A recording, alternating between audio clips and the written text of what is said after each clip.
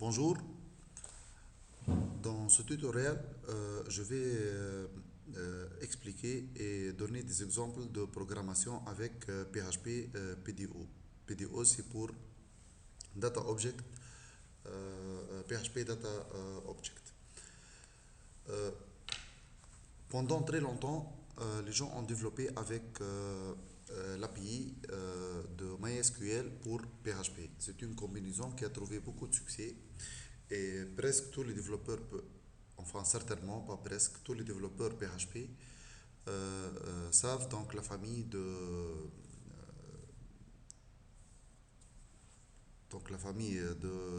procédures ou de directives MySQL Connect, MySQL Select Database, MySQL Query, etc. Le problème avec cette famille de commandes, malgré sa performance, est que c'est une famille de commandes qui est propre à MySQL. Donc si pour une raison ou pour une autre, on choisit de migrer vers une autre base de données, parfois on n'a pas le choix, donc c'est décidé par un certain nombre de personnes. Donc nous, en tant que développeurs, on doit enfin réécrire toute l'application. Ce problème a été résolu avec l'extension PDO de PHP 5 qui agit un peu comme l'ODBC. Donc là, en tant que développeur, nous allons avoir affaire à une couche qui s'appelle PHP PDO et cette couche sera compatible avec tous les SGBD qui peuvent produire un driver pour PHP. Du coup, dans la pratique, dès que dans la pratique, dès que on a le driver pour PHP, on peut commencer à développer pour ce SGBD là. Et en plus, notre code sera à 99,9% compatible avec les bases de données en question. Donc ce schéma explique un petit peu comment les choses fonctionnent. Donc là, nous aurons notre couche PHP PDO. Et là, donc, dans le cas de ce tutoriel, en fait, pour pouvoir travailler avec MySQL en PDO, il me suffit tout simplement d'installer le driver de MySQL. Normalement, ceci est fait automatiquement dans tous les environnements, au moins pour MySQL. Venons maintenant à l'application que je propose. MySQL offre donc une base de données qui s'appelle employé qui contient un certain nombre donc un certain nombre d'employés. Le certain nombre c'est un peu plus que 300 000. Donc c'est une base de données assez importante, digne d'une très grande entreprise qui contient beaucoup de départements. Alors, nous on va voir comment on va gérer les choses avec MySQL. Donc la première remarque est que en bon développeur, on doit, on doit d'abord essayer d'écrire un code qui soit le plus portable possible. Et du coup, là, donc, je déclare les paramètres de mon serveur dans des variables. Et si on veut faire mieux, on doit les déclarer à l'extérieur donc, de cette application dans un fichier qui s'appelle php config.php à titre d'exemple ou bien paramètres.php ou n'importe quel autre nom de fichier significatif. Pour se connecter Pour se connecter à une base de données en utilisant le PHP Data Object, donc on doit donner une chaîne de connexion. Cette chaîne, elle peut différer un tout petit peu entre un serveur et un autre, mais le principe c'est de donner quatre paramètres. Le premier paramètre c'est le nom du serveur, le deuxième c'est le nom d'utilisateur, le troisième le mot de passe et le quatrième c'est la base de données. Naturellement, selon la base de données, enfin, il y a un ordre à respecter. Dans ce cas, donc, PDO, elle doit prendre le nom d'hôte et le nom de la base de données, puis le username, puis le password. Voilà. Euh, donc, commençons par la première forme avec laquelle on va interroger la base de données. Ici, donc je vais décommenter ça. Donc là, en fait, PDO, c'est pas quelque chose donc, qui sort du cadre du SQL. Donc, l'idée est que nous allons toujours avoir à faire du SQL. Donc là, je vais faire, donc mon objet PDO prend en paramètre une requête SQL qui est select last name from employee. Naturellement, query. Donc là, ça va me générer un objet query. Donc ce query là, donc quand je fais execute, il va s'exécuter. Et maintenant, je n'ai qu'à parcourir le résultat. Donc c'est très simple. Donc vous pouvez voir le code là. Donc il suffit donc d'aller donc de faire un petit compteur. Et tant qu'il y a des lignes à explorer, donc je vais faire I++ et j'ai fait un petit affichage pour rendre les choses faciles à lire pour l'humain. Là, je vais committer mon code. Donc, si vous permettez, donc voilà, je vais committer. Apparemment, j'ai pas enregistré, donc il faudra. Donc, décommenter ça. Et voilà. Et voilà.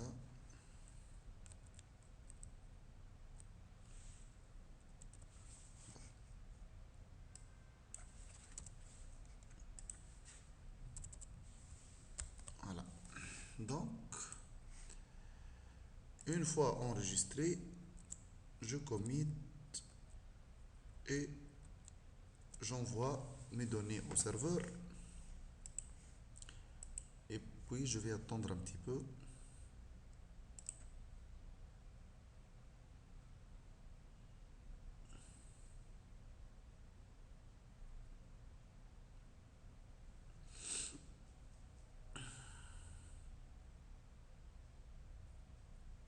Donc, c'est une application qui est hébergée chez OpenShift de Red Hat. Donc, c'est une plateforme as a service. Donc là, ça redémarre l'application. Et là, donc je fais update. Et voilà, donc j'aurai une liste qui ne va pas plaire à certains, qui contient donc vers les 300 025 employés. Donc là, regardez, donc j'ai fait une requête SQL avec PDO. Maintenant, naturellement, personne n'aura envie d'afficher 300 000 lignes, donc ça ne fait pas beau donc, à afficher en une seule page, d'autant plus que certaines personnes qui ont une connexion lente n'arriveront jamais à afficher une telle quantité de données. Pour cela, en fait, il y a une deuxième façon d'afficher les choses. Donc, c'est une requête avec donc comme paramètre les points d'interrogation. Là, regardez ce que je vais faire. Je vais donc faire une requête qui ressemble plutôt à la requête précédente, mais où je mets une clause where qui consiste à dire where last name égale quelque chose. D'accord? Ce quelque chose là, je ne le connais pas a priori. Après, Donc, une fois que je fais,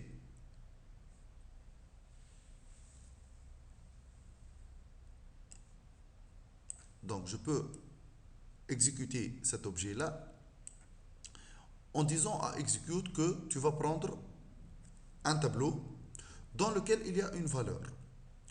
Donc, là, le résumé de ces deux lignes consiste à dire que tu vas remplacer ce point-virgule là par le premier paramètre donc, que tu vas trouver ici. Donc, quand cette requête va s'exécuter, c'est comme si j'avais écrit select last name from employees where last name égale petit. Si j'avais par exemple and birthday supérieur à par exemple une certaine année, donc j'aurais mis un deuxième point virgule ici au niveau de la requête et je mets par exemple supérieur à 1970 ici. Et du coup, ce qui va se passer est que grâce à cet array là, il y aura donc la transposition du premier argument ou bien du premier élément du tableau avec le premier point virgule, du deuxième avec le deuxième, du troisième avec le troisième, etc. Donc si je mets 20 points virgule, je dois proposer un array de 20 paramètres.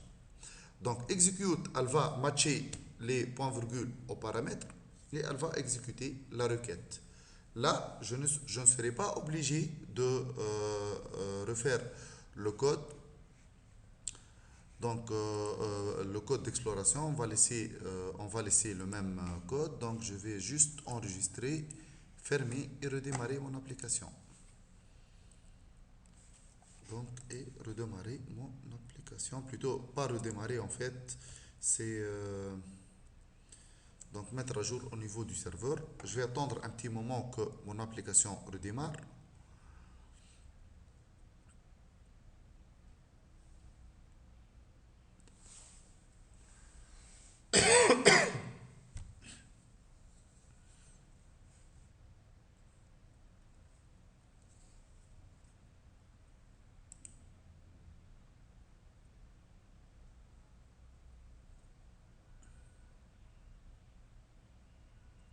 Et voilà, normalement, maintenant, quand je fais mise à jour au niveau de mon application, regardez, il ne va renvoyer. Donc la clause where a bien fonctionné. Tout à l'heure, il a renvoyé 300 000, un peu plus que 300 000 employés. Là, il a renvoyé uniquement les gens qui ont le nom pété. Donc voilà, donc c'est uniquement 173 personnes.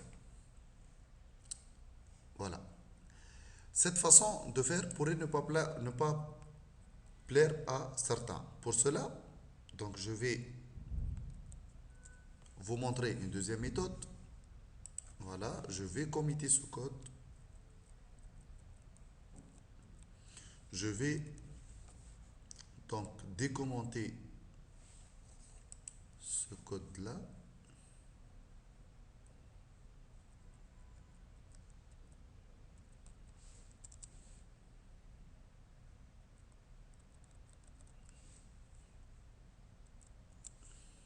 Voilà, je vais décommenter ce code-là.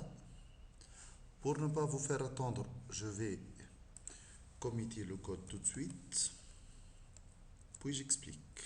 Voilà, le temps que l'application redémarre.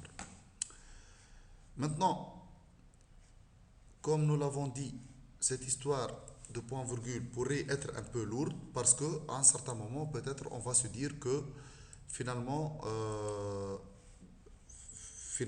donc, le deuxième paramètre correspond à quoi, le troisième, il va correspondre à quoi, etc. Pour cela, PDO offre une autre façon de faire que vous allez d'ailleurs retrouver chez Symfony ou bien chez Laravel. Et tout simplement, il s'agit de donner donc les paramètres comme étant des variables. Là, qu'est-ce que je vais lui dire? Je vais lui dire select last name from employee where last name égale et une variable que ici j'ai appelée ename. Ça veut dire un nom. Après, presque comme j'ai fait pour le truc avec les points-virgules, pour la correspondance avec les points-virgules. Je vais dire au, donc, à l'objet query d'exécuter la requête en faisant la correspondance entre la variable ename qui a été utilisée ici et donc avec la valeur zd. Parce que à la fin donc des 300 000 employés, j'ai ajouté un utilisateur qui s'appelle ZZD. Et puis, donc, là, je dis au query de faire la requête avec, donc, en faisant correspondre la variable ename à ZD. Remarquez ici que cette variable-là doit être précédée par un, deux points. Et puis, donc, on va voir ce que ça donne. Donc, je vais faire mise à jour. Et voilà, donc, apparemment, j'en ai ajouté deux, apparemment, et non pas un seul. Tant mieux, donc, tant mieux. Voilà. Maintenant, tout ceci est très beau, mais on peut encore faire mieux. Par exemple, si je vous demande d'afficher les personnes avec leur âge de naissance, sachant que avec leur âge, sachant que dans la base de données, nous avons la date de naissance uniquement et nous n'avons pas l'âge. Voilà, donc c'est bon. Et nous n'avons pas l'âge. Donc, PHP 5 supporte ce qu'on appelle la programmation orientée objet. En fait, c'est un langage de programmation orientée objet dans lequel on peut déclarer des classes. Là, je ne vais pas aller si loin, mais je vais juste dire que j'ai une classe qui s'appelle employé, qui contient un certain nombre d'attributs. Là, je vais m'arrêter au niveau uniquement de l'attribut last name. Voilà, et où est-ce qu'elle est ma requête? Voilà, je garde cette requête avec ZD. Voilà. Et cette fois-ci,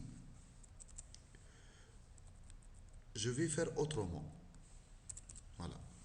Donc, le principe, comme je l'ai toujours dit, le principe c'est de se connecter à la base de données, de faire des requêtes et de fermer la connexion.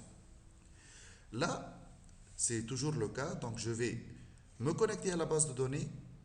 Je prépare ma requête. J'exécute ma requête. Maintenant, je vais exploiter le résultat. Et là, donc, cette façon de faire, elle est vraiment nouvelle et elle est propre à PHP 5. Elle n'existe pas à PHP 4. Qui consiste à faire le fetch all. Ça veut dire donc parcourir tous les résultats. Cette option fetch all, elle comporte en fait trois façons de faire. Pour moi, je vais m'arrêter donc à l'attribut PDO fetch class. Ça veut dire quoi ça?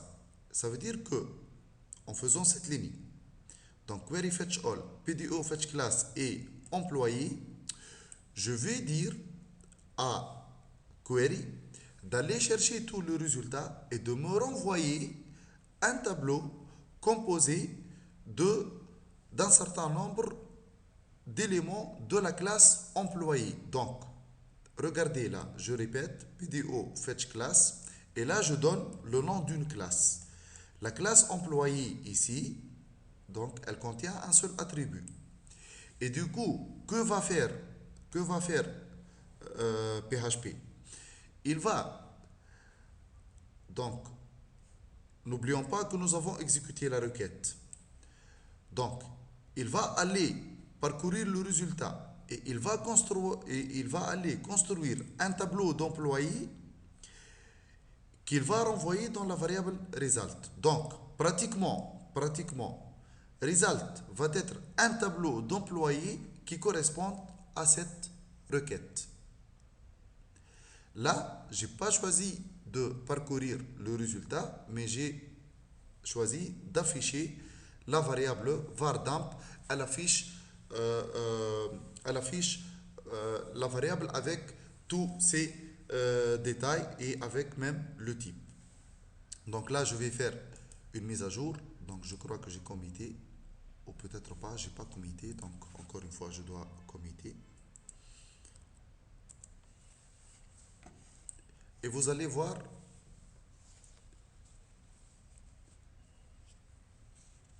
que il va renvoyer un tableau d'employés qui contiennent uniquement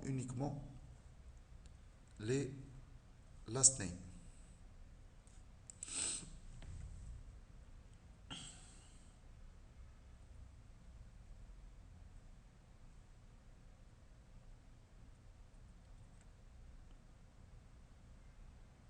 Voilà. Donc, voyons ce que ça donne. Donc, regardez, il a, il a renvoyé parmi les 300 000 entiers uniquement donc un tableau contenant deux valeurs. La première valeur, c'est donc malheureusement ici malheureusement c'est un seul. Voilà. Donc c'est deux employés ayant le même nom et le même prénom. De toute façon, le premier objet, ça c'est le premier objet. Donc c'est Ziadi. Et le deuxième objet, donc c'est aussi Ziadi. Si j'avais, comme tout à l'heure, un certain nombre de PT, il aurait renvoyé un tableau contenant 173 éléments. Donc voilà, euh, là ce qu'on vient de faire, c'est que nous venons de voir une, deux, trois, quatre méthodes donc avec PHP PDO qui permettent de questionner une base de données. J'espère que ce tutoriel va vous donner le plus et j'espère vous revoir dans un tutoriel prochain.